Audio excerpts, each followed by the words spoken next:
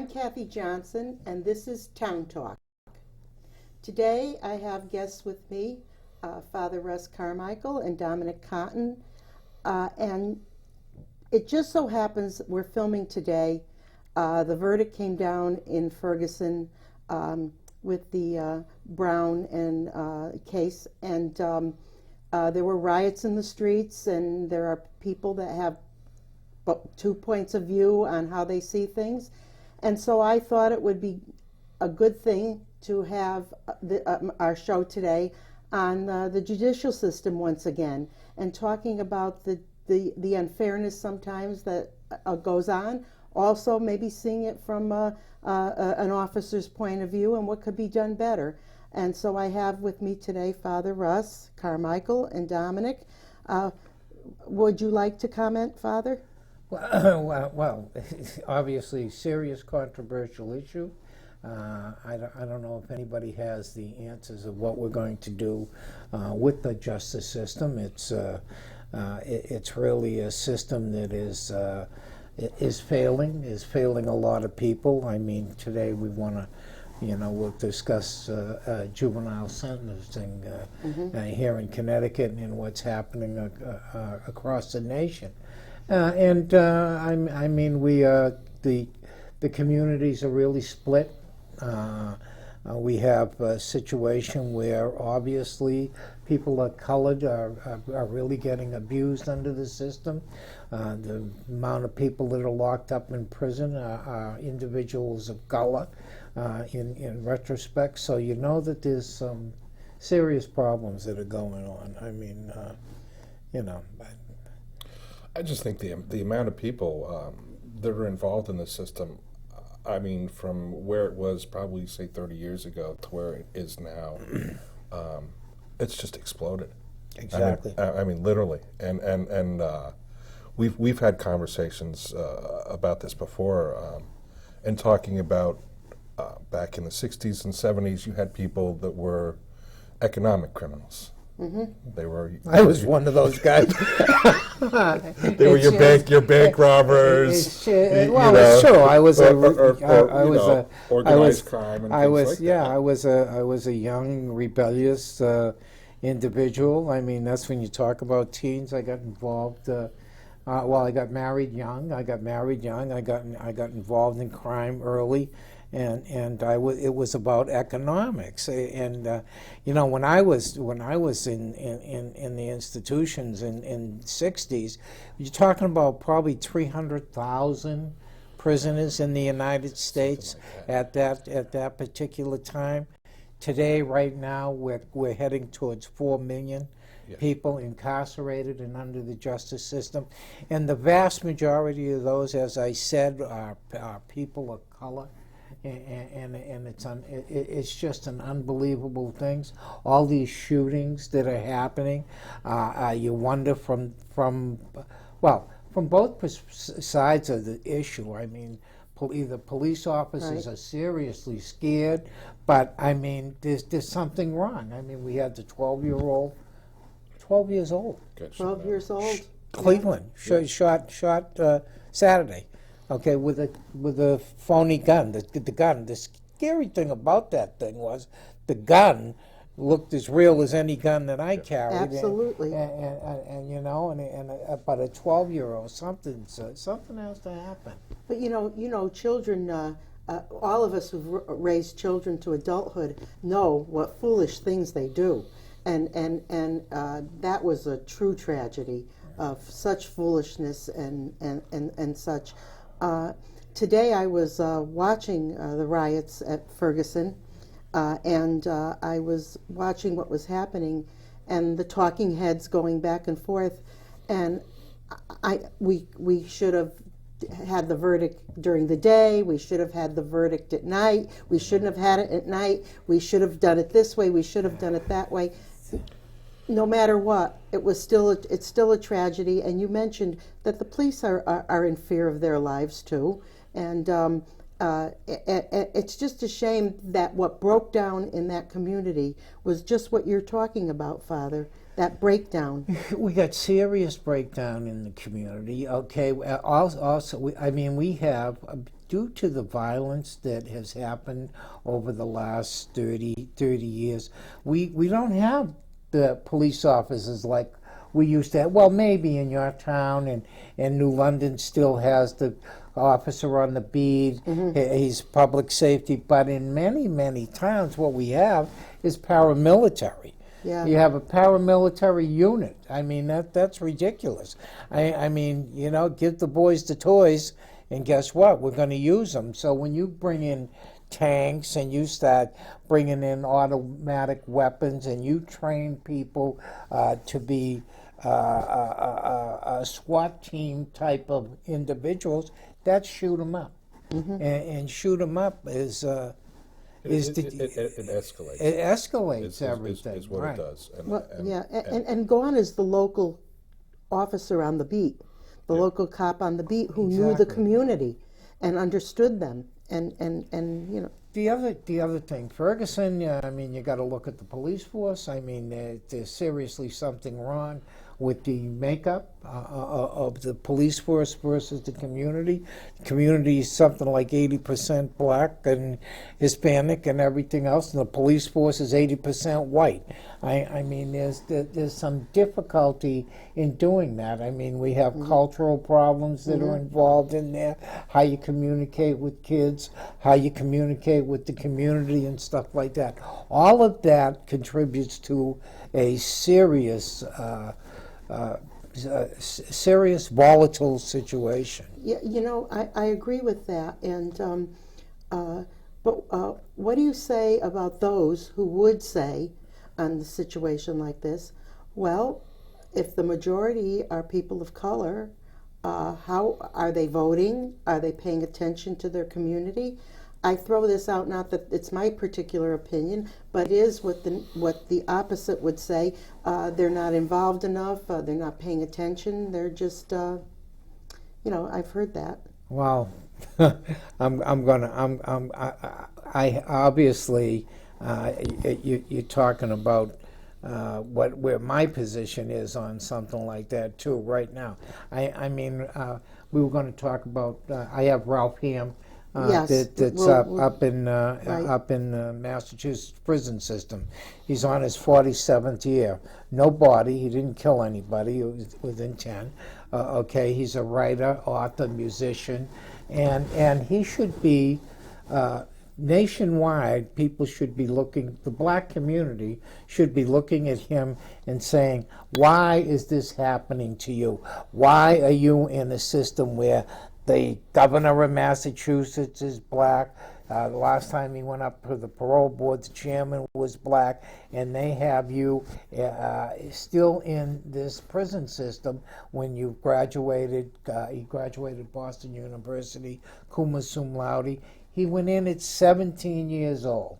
Okay, and their second look at him, we don't know what they're going to do.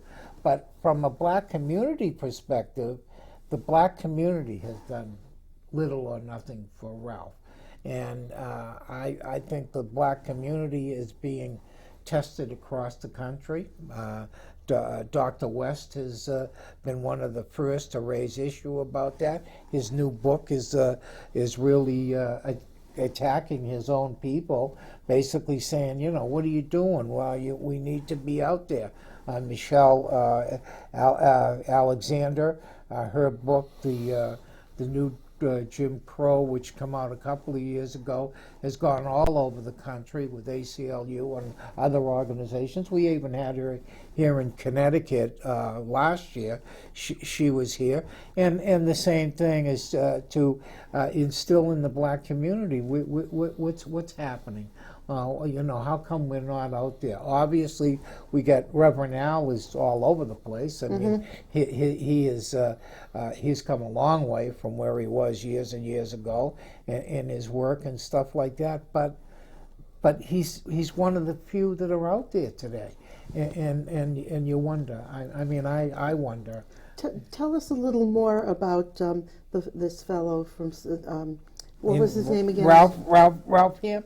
Ralph Ham. Yeah. Ralph How Ham. is it that his own people have forgotten him, and he's done just what a judicial system is supposed to do: rehabilitate you. Yeah. His requirement is in fact, he's What done more can he do? But he's done more than he's got several books out. He's got this one here is this one here. I asked my publisher that I'm involved with, the Little Red Cell Publishing, is we publish books from individuals who are incarcerated like Ralph, that done some real work and stuff like that, and have a story to tell. We don't do it for profit, okay? And we've got 3 of Ralph books that have come out, and this is Dear Stranger, the Wayfarer. Okay, I asked that it's a reprint of a book he wrote in the, I want to say, late 70s. And it sold out. And my associate, Michael Leonard, took it and we put it out again. He's written Manumission, that's out in publication. He's written Blackberry Juice, and he's written a four-act play, Tinderbox, which was going to be produced and done in Walpole while he was in Walpole, and the prison system shut him down. He got a grant for it. He got an award for it, and at that particular time when that happened, he was getting too much notoriety. Okay. Oh. He was getting two people were looking into his stuff. Ralph is a black individual. He's a big guy. He's 6. Thank God he's 6'6". When he came in, he was 17 years old when the crime was committed. He was with 3 other people. Okay, a rape was involved. He was not the perpetrator of the rape. At least that's what co-defendants have said year in, year out. And the 2 co-defendants, which were older than him, are already out. They've been out for years. He is, again, he'll be turning 64, I believe, next week. 47 years in prison. Spent his whole life in prison. Educated himself in the prison. Went all the way through school. Graduated Boston University 2 years ago. 2 years ago, Ralph graduated, summa cum laude, top of his class. He was a prison reformer, is one of the reasons he's there. He's there for political reasons. And that was my next question. My next question was, what is it that they hold back on this individual? Because in the history of our nation, even people who make a difference and stand for something, they're beat up at the time they're doing it, but then they get a statue in Washington when they're gone. The difficulty is with him. I was doing the National Prisoners Reform Organization. We were trying to unionize the prisons in the 60s, in the 70s. Ralph come in as a young man. My associate, Robert DeLello, took him under his wing. And of course, we were older prisoners than he was, to make sure that he was a good organizer. He actually organized the black prisoners and in the movement that we were doing. So he is actually paying for the things that he did in the 70s when we unionized we actually unionized Walpole. The guards walked out. We had a tremendous volatile situation in the 1970s in Massachusetts. He was one of the major leaders with myself and others, and it's kind of my fault that he's still there. Well, Father, that brings me to advocacy. Isn't that always the way for people like the 3 of us up here who advocate for those that haven't got a voice? If you do start making headway and you dare to challenge and you start making inroads into the system, you're either going to be considered a piranha, character assassination, the whole political fallout, and it seems like we get to the crux of it, the political fallout. And yet, as I said before, some of the biggest villains that were people that were ever vilified in our own country now have statues in Washington. The poor people, they have to give up their whole life to save the rest of us, and yet we don't support them. What say you, Dominic? You know, I watched an interesting phenomenon when I went down to Australia once. I went to this special place where the penguins come in after they've gone out eating. And it's the strangest thing to watch, because their only way to survive is to stay in as a pack. So you see all of them, they come right out of the water, they all kind of assemble. And then one runs off, looks back, and sees that nobody's following him, so he goes back to the pack. Right. And then another 2, 3 run off all together, and Right. they look back and they come to the pack. And then all of a sudden it's like the whole pack comes forward. And I think in some ways it's the same thing. You know what? People have to leave the way that they look at things, and usually it's 1 or 2 people that start a movement, that move forward and realize that nobody else is following behind, and then they have to go to the pack. And it's until you get enough of those people to understand where you are on that issue that you're able to lead the whole flock forward. Right. And what happens to that brave penguin? Well, he either runs back to the pack or he gets eaten up by somebody who's bigger and better than him. And that's part of the problem. That's part of the problem, yeah, right. He's out there alone initially and can get eaten up, yeah. Well, I think, Father, we want our audience today to know about people like Mr. Ham and his books and how he has struggled and tried to do the right thing and stand up for others. But for the grace of God go all of us. Some people out there, I can just imagine what they're saying when they're listening. Well, he's in prison. I'll never be in prison. None of those things will ever happen to me. But at 4 million people around in the United States, you're going to know somebody that has gone to prison at some point. Right. My stepson, he's Right. been in prison. He was involved in drugs. One of the only ways that we could really get him off of drugs, because he was involved in prescription drugs, was his mother actually filed charges because he took his, he had an account from his father that passed away of $250,000 for his education. He managed to get a hold of the checkbook, and he burned through it. And he got out. And we tried to help. Me and my wife tried to help set him up. Even this is a child who's not mine, was from a former marriage that I was a part of his life. We tried to set him up. He actually went through and he stole money from my son's christening, so my wife wouldn't have anything to do with him. I got him. He got back involved with drugs, and I got him into detox and through other things, and he was part of methadone maintenance. And unfortunately, he's had to learn a lot of lessons along the way here. And this kind of leads into what we're dealing with the juvenile sentencing bill that we're working on. Yeah, let's talk about that a little. Is that these are the kids? They're the connections to their frontal lobes, so their judgment and other things along those lines aren't fully developed until you hit somewhere in your mid-20s.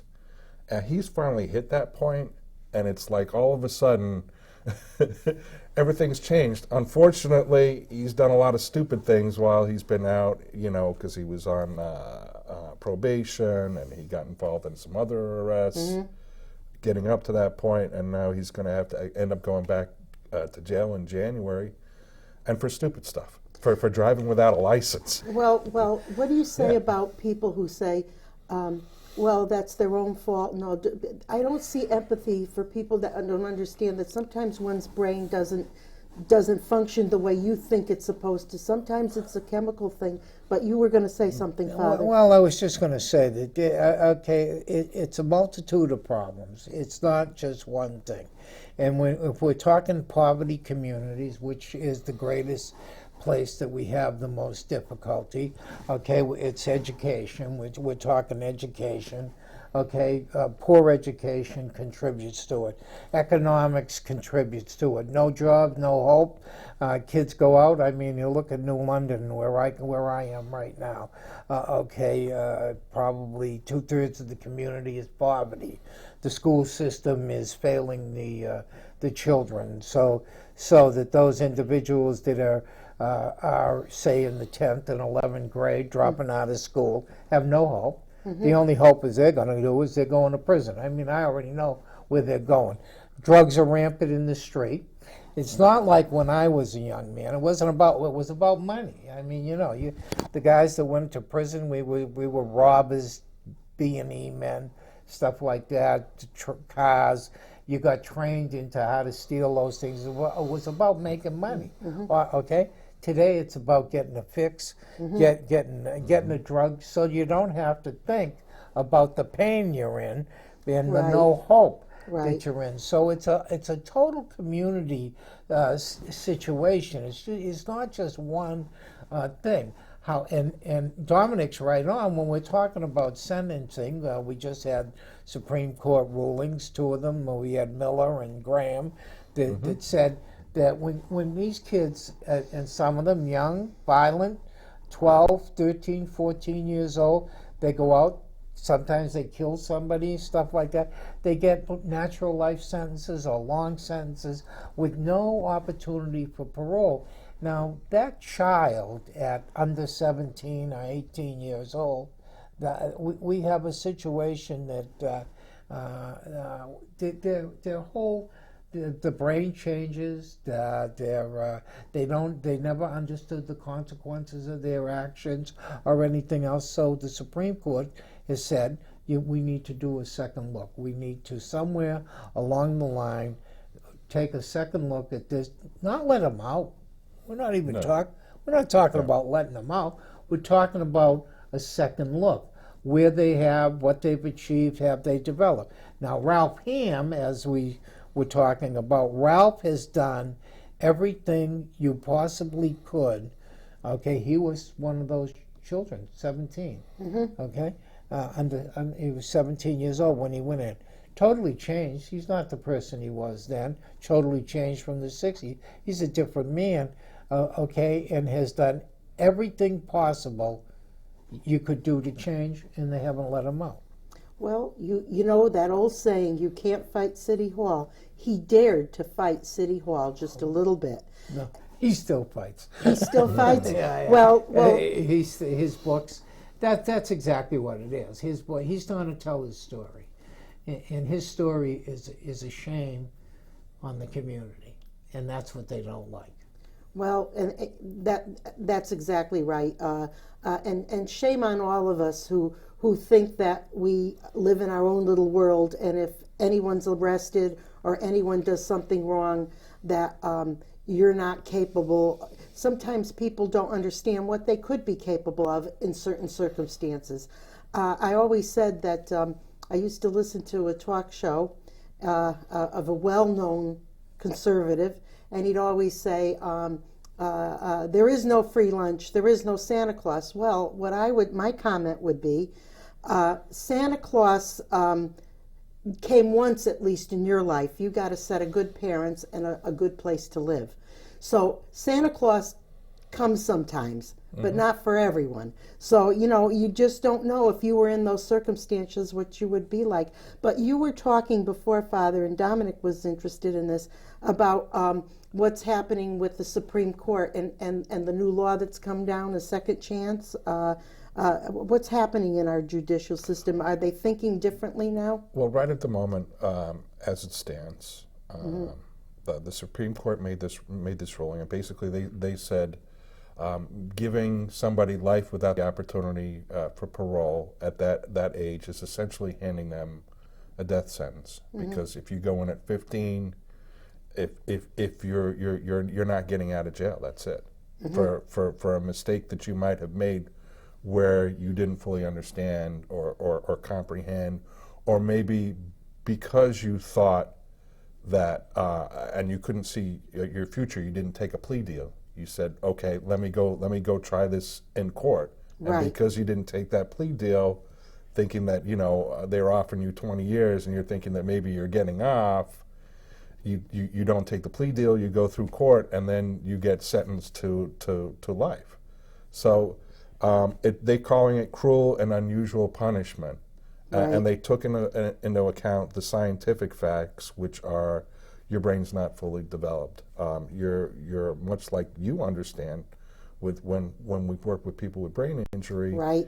is when they have damage to their frontal lobes, their judgments are affected. So they might be more likely to be impulsive, to do things That's without correct. thinking through, or to be able to understand the long-term consequences of their actions or behaviors or other things along those lines. So the Supreme Court recognized this, and they recognized that it's important to give these people a second look because they have the greatest potential for change and to be able to re-enter back into the community and to become a part of that community again. Because when they do go through that change, and if they're doing the right things for themselves while they're in prison, because this is not like you said, it's not a free ride. It's not an automatic. No, nothing It's automatic. to say that we're going to take a look at you because we understand these circumstances, and so it's really given an opportunity. But what the Supreme Court did within this was the Supreme Court can only act on what's in front of them. So they can't make wide judgments, but they can say that it's based upon information that they've received. So where the difficulty that we're finding in the individual legislatures is to be able to come up with a plan that addresses all of this. For some of these people that are like long-term, 50 plus years. But the issue that they're going to have is that people who, say, had lesser terms, say might have had like 20-year terms, are going to be looking at this, and it's almost like they're going to be filing lawsuits to kind of nip at the heels of what the Supreme Court couldn't, legislate, because they can't legislate. They can only deal with what's in front of them. And so here's the issue. They had a whole sentencing commission come together, come up with some guidelines here in Connecticut they were appropriate guidelines. They've had to negotiate a couple of times, with different parties within the legislature. So they moved the goalpost like ahead a little bit from where the Sentencing Commission was originally. Unfortunately, over the last 2 years, the first time it made it past the House overwhelmingly, and it never got called in the Senate, and for whatever reason, and I've heard different things on different levels. I don't think it's appropriate for me to say that specifically. The second time, again, they kept the same bill pretty much together. And they put it through the House again, little less, but still overwhelmingly voted for it. It got to the Senate, and what happened in the Senate is at the last minute, there were a lot of amendments that were placed on it, which would have almost re-litigated a lot of issues that have already been decided in Connecticut, so like the death penalty. It also brought up other issues of programs and things that had been put in place in Connecticut, so that people would have to kind of be on record about things. And so it didn't get called for a second time.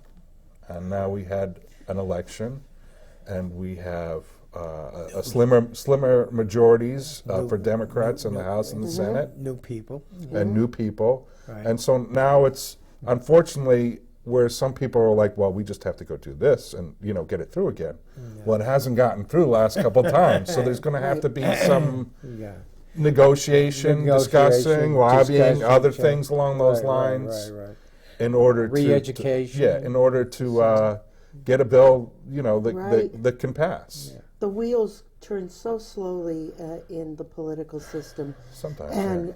And sometimes and many times what I know as a new advocate myself and watching, you think you see the situation, you think you see it very clearly, and you think if I do A, I'll get B. But there's there are so many chess moves ahead that you can't possibly think of what different people have, what irons in their fire they have, what's going on politically in our state, such Hartford, what's happening, and you see it on the national level too. And yet they forget about the individual. No one seems to care about what happens, Father, as long as it's not them. Well, again, it's tragic. I mean, in Massachusetts, it's a little different. Although they've looked at the bill. A lot of the stuff is based Massachusetts legislation. They're going through exactly the same thing type of situation. But given Ralph's situation, he in his situation.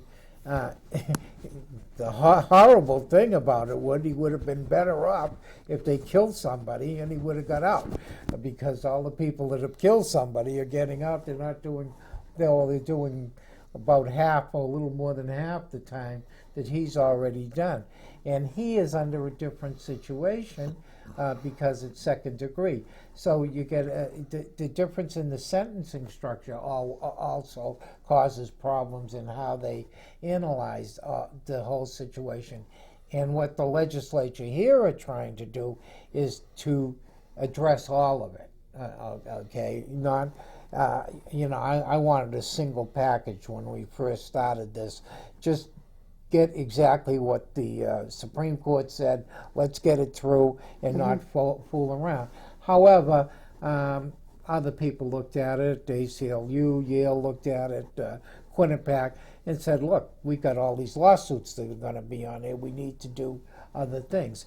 And the fact is we got something like 200 potential litigations going on over this. Some of which are currently up, and they're currently up in the Supreme Court of Connecticut. In the Connecticut because the Supreme legislation Court, right, has failed. Because they have failed, which means that they're costing us money, the Yeah. taxpayer. The taxpayer. And that's the other side that nobody talks about, because when you're doing education like we are, our poor viewers are out there, they're working, they're trying to make a living.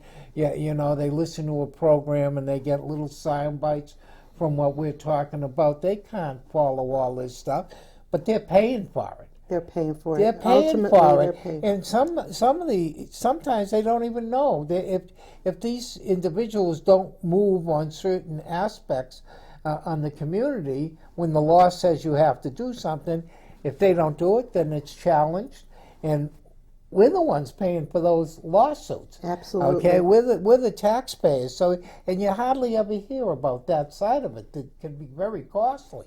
Same thing with the ABI, brain injury stuff. We were fighting with the brain injury much the same way, and the Justice Department had already told them, you got to do this. And half of the people didn't even know it. Didn't even know it. So, I mean, it usually thing, happens that by the time the average citizen or the average person realizes something has changed, it's already too late to change it back. Which is why we go at this early. we believe in early and often. Yeah. And right after this bill failed, we started. We started up. Now, do you think that sometimes we as advocates seem a little crazy to other people?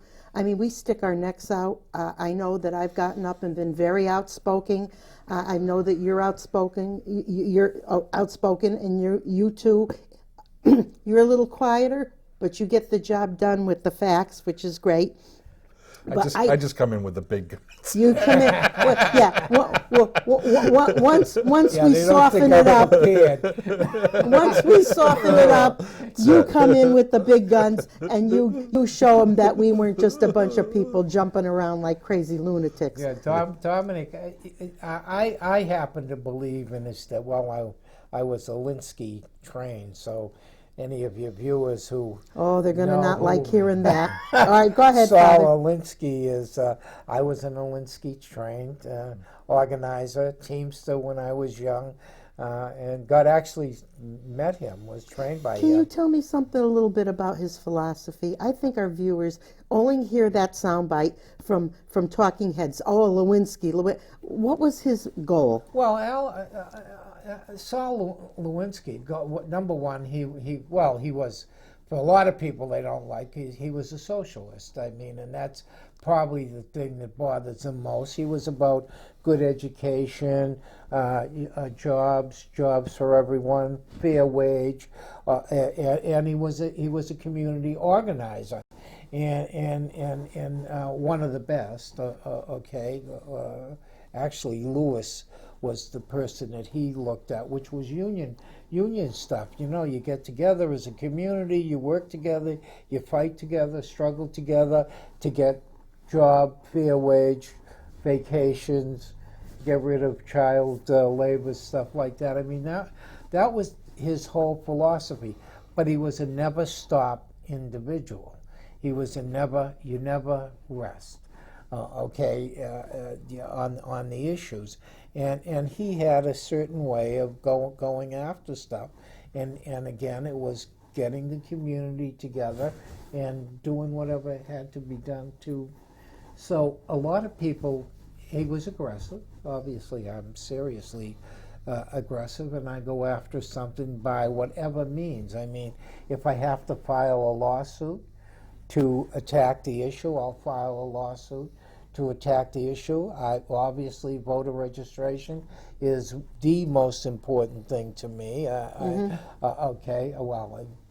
Education, obviously.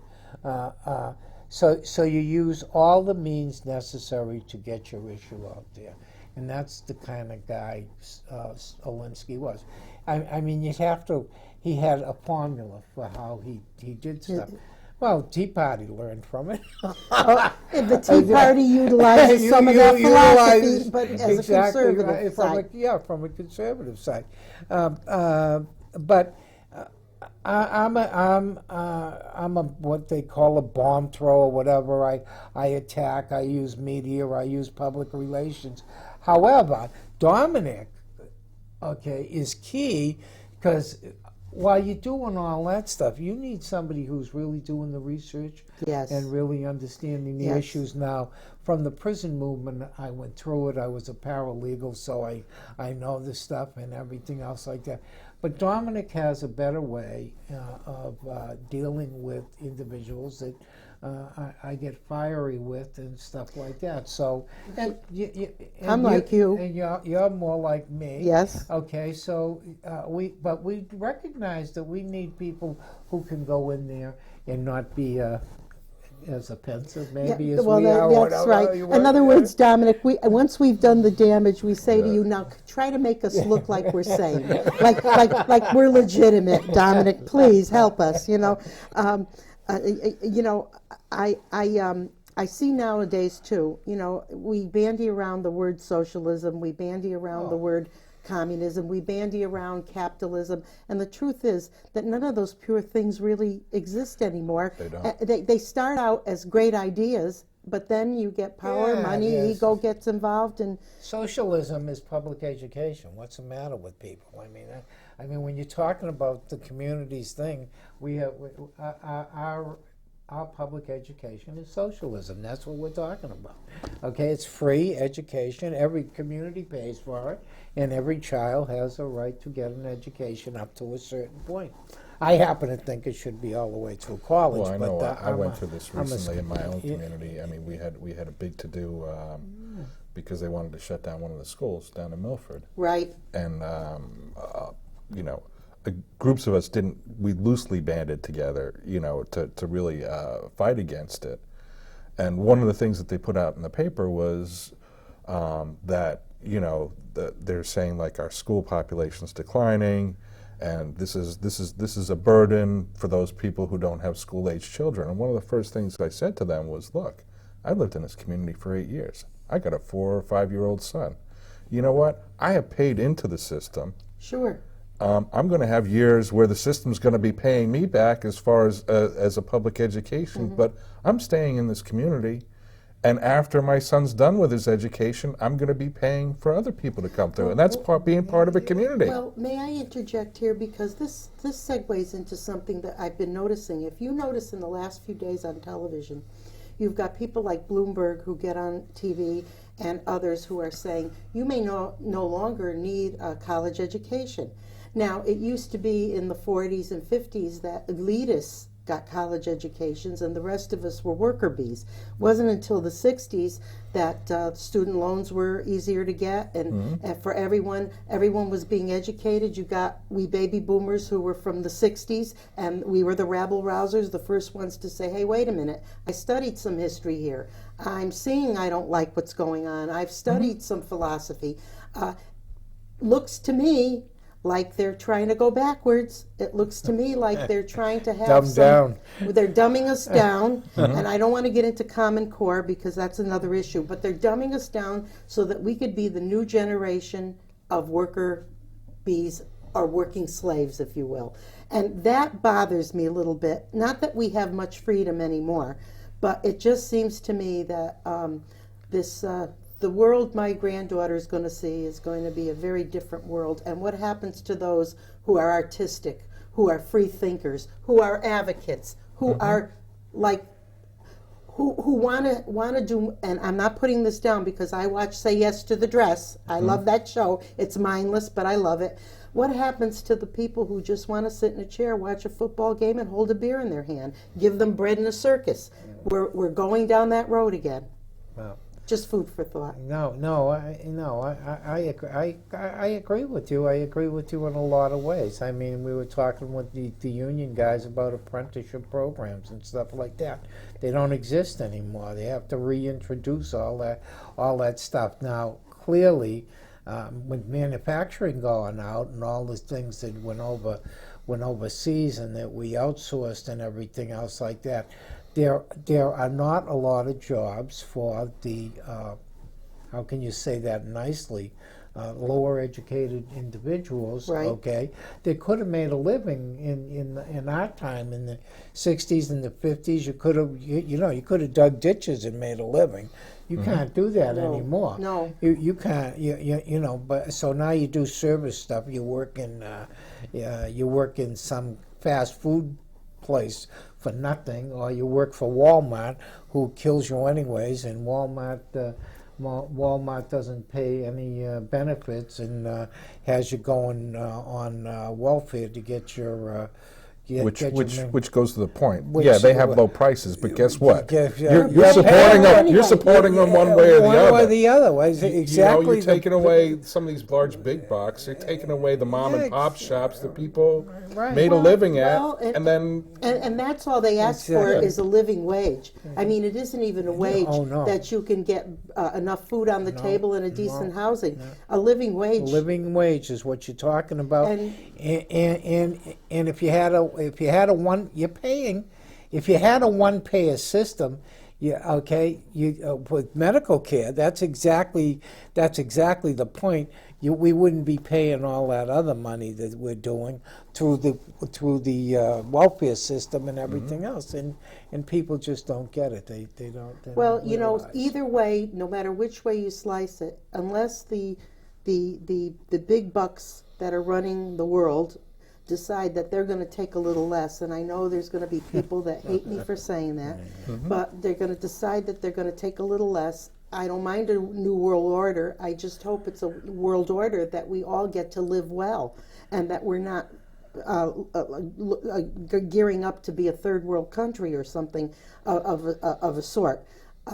I mean, I think it just means maybe I shouldn't bring faith into this, but there's a lot of Christians and out there, and a lot of Muslims and Jews and all walks that believe in doing good for each other and mankind and loving your neighbor.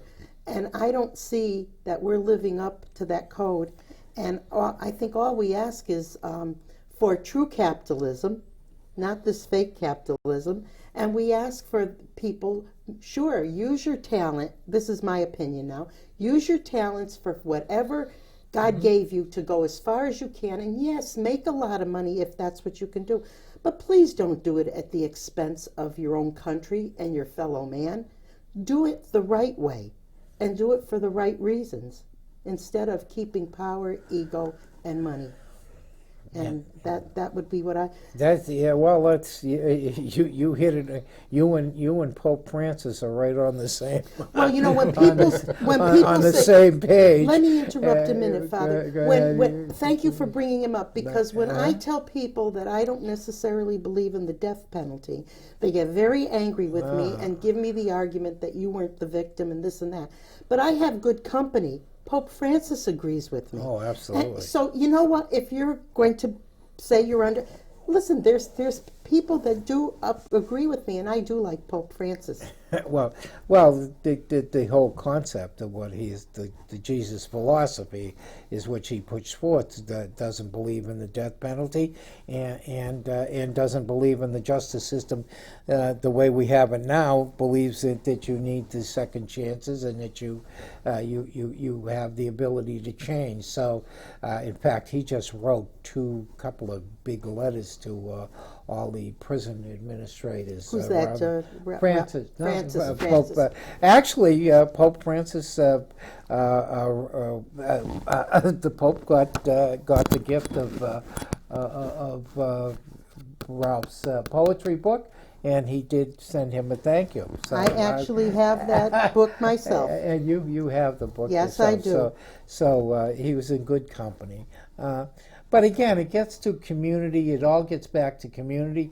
It gets back to, if we can't even solve the difficulties of a Ferguson, we're in real trouble. That's right. When we can't solve a problem in a community that is so divided in its cultural differences, then we got problems. I mean, you got a community, obviously, the police department should reflect, by its hiring and everything else, what the whole community is about and who's in that community. And until we get to those things, until we can solve those problems, until we can solve and make sure that we don't have 12-year-olds shot in the street by police officers, we need to really look at ourselves and what we're doing. Yeah, I think in some ways it's.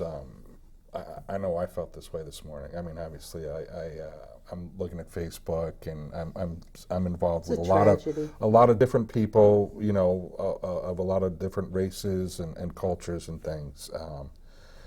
And I wanted to come out and say something about this, but you know what? I didn't want to leave it so that it was going to be misinterpreted by anybody on either side. And I think some of that's the problem, is that, you know, where some people are so afraid of offending like other people, are not taking that they understand it, or if they say that they understand it just because you're not of the same race, that, you know, you're not going to understand it the way that they do it. And I'm not. You have to live it what they're living. Right. You know, everyone in Ferguson was a victim. Yeah. Everybody. Everyone. Oh, the police department's a victim. They're all victims. Oh, yeah, that's exactly right. Everybody. Where my heart is as a mother is with the mother of the young man. Because I know you can bring up your child. They get themselves in messes. They do. You just, and when you're in a situation in a place like that, I don't know. I wasn't there. I didn't see it. So what I'm going to say is, God bless her. My heart goes out to her. I think that's. I can empathize with her as a mother, because I'm sure you do your best in your heart for your children, and you know who they are. They're human beings to you. To the rest of the world, they're the person in Ferguson or the officer in Ferguson. And I'm sure the officer's family wants to see him come home alive. Oh, well, so, you know, it's very, very hard. It's a hard situation. Believe it or not, for somebody who was a bad guy, I worked 8 years in the police department. After I've done my time and stuff like that, in Arizona, you did your time, you did the crime, you did the time. They never held that against me. I was the supervisor of the custodian department at night. Was in charge of the whole city where I worked, and my workstation was aside the chief of police's office in the police department. And when you work 8 years with those guys to go out in the street every day, and it was a good police department. It was one that was mixed, and community had done a good job and everything. They're afraid. They're afraid when they suit up and they come in there and you see them in their locker rooms and you work with them. They're just another guy or a girl. I mean, Right, they have yes, women, yes. women.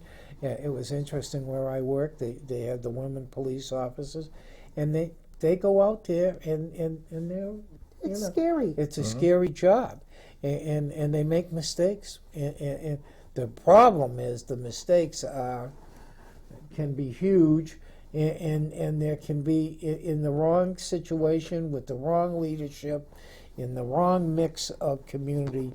It's a volatile situation. It's really bad. I think the only way to see forward from some of this is to be able to use the technology. I think if people have like the dashboard I cameras, think they have to do if they that. have stuff. cameras on their person, you know what? It does two things. And I've run a facility where we've had a whole huge camera system on, and what it does is it protects both parties. Right. Because people on the police side, people can't say that this police officer did this to me. Oh, here you go. It's on camera.